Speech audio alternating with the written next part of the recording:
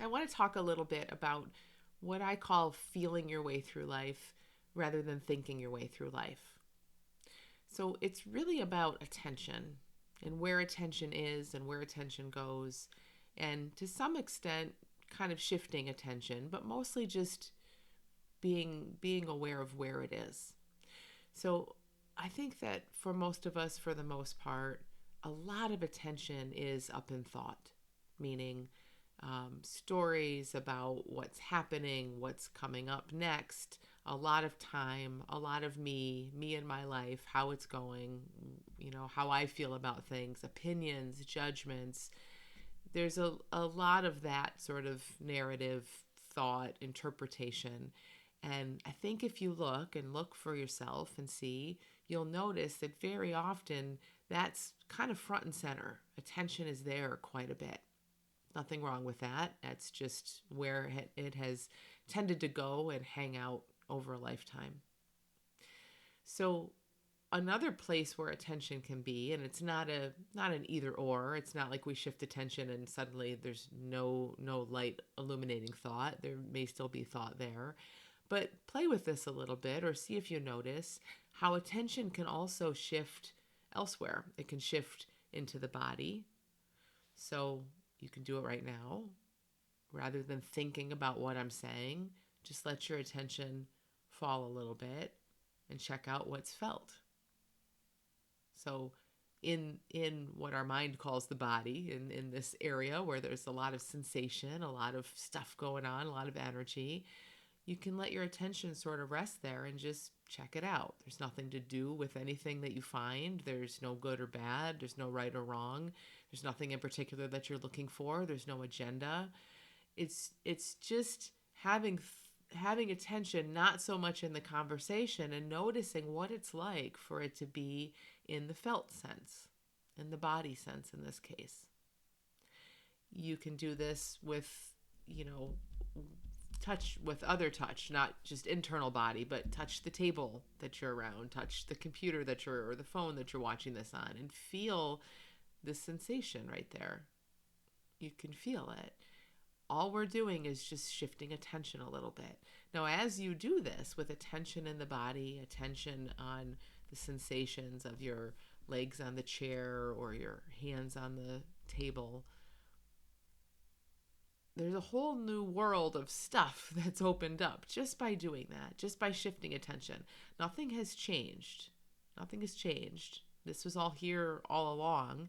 It's just that attention tends to be so much in thought form that we miss the sensory input that we're getting all the time. We miss what else is going on.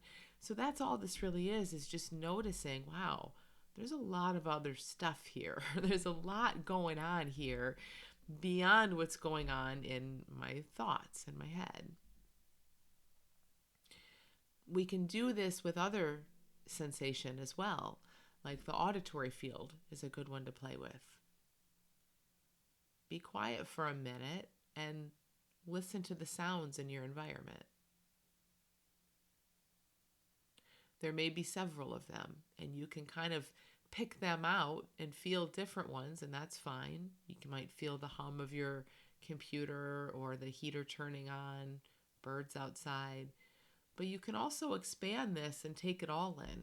It's really all one sound. I mean, thought wants to pick it apart and name it and say this is this and this is coming from that. But when we really just fall into that sensory field, we're just in this without thought chopping it up and giving it names and labels and titles and categories.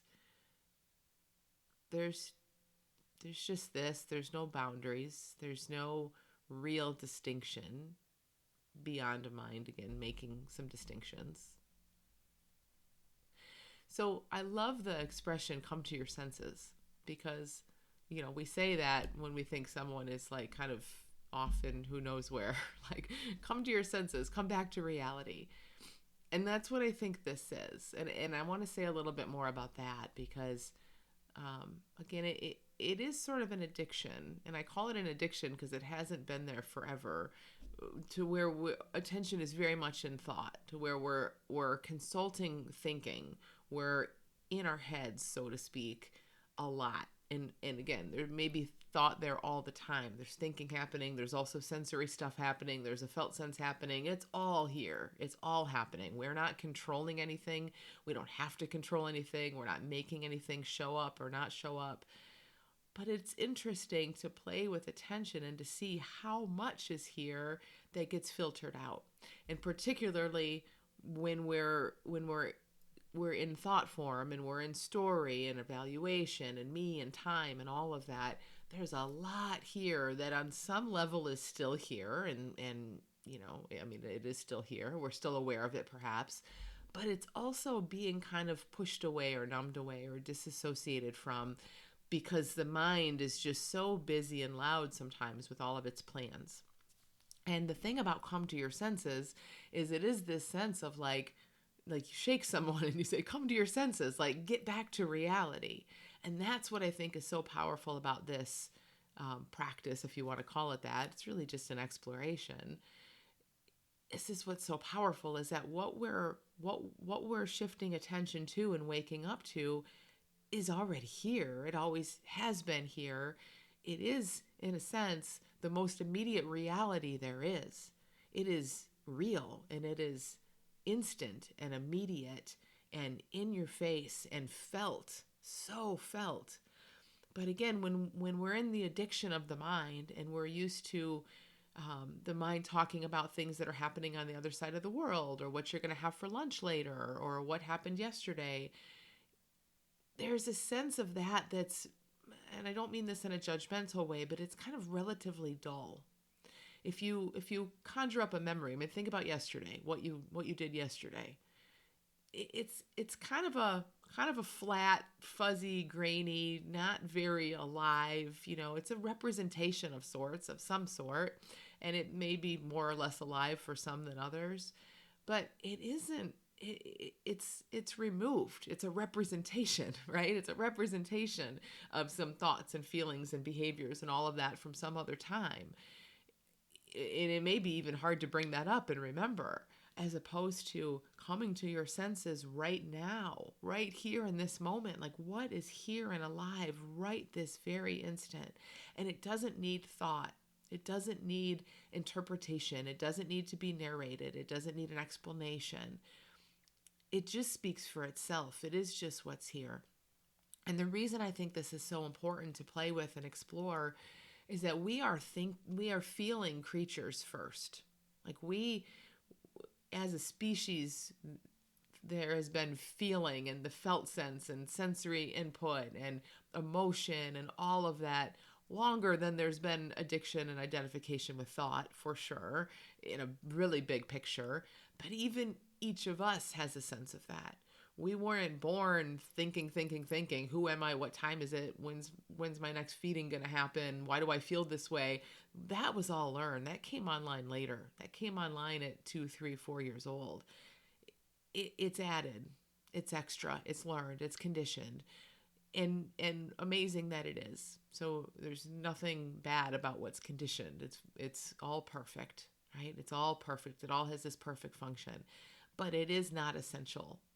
What we're looking at when we feel our way through life is really kind of a return to what is absolutely natural, default, innate. And what I've found in doing this is it's shocking, honestly, how much is here begging to be seen. That's how it feels to me, begging to be seen and felt and acknowledged. And when my mind is busy thinking about life, it's missed. It just feels like it's missed in some way. And maybe that's not exactly accurate to say. Maybe it isn't really missed, but I don't know. That's just kind of how it feels. It was really, really shocking to me to feel the amount of physical energy that is here, and the extent to which I can just kind of melt into that and fall into that, and life is just unfolding, and my mind is not needed. And it's fine, again, that thought is there. It's wonderful that thought is there much of the time. But that narrative thought, that interpretive thought, that everything coming back to you, self-referencing what this has to do with you and your life, and what all of that means, there is no accuracy in that. That is a the mechanics of the mind. That's just kind of a process that happens. It's this mental process that happens that has us feeling like a me, and I'm identified, and I can live a life based on these things. Great. But what else? Great. But what if we don't have to hold that as gospel? What if we start to feel our way through life, come to our senses, be in reality, like what is actually here right now, not representations of what was or might be, and live in that place. And again, I don't say this to dismiss thought or create a hierarchy that one is better than the other. It's just that I don't believe one is better than the other, but I do believe that we're all addicted to thought for the most part. So we've been hanging out there and suffering, a lot of suffering. That's where suffering happens. In fact, it's the only place the suffering happens, as far as I can see. So it behooves us to play with this a little bit, let attention move, watch attention as it moves, and see what it's like to feel your way through life rather than think your way through life.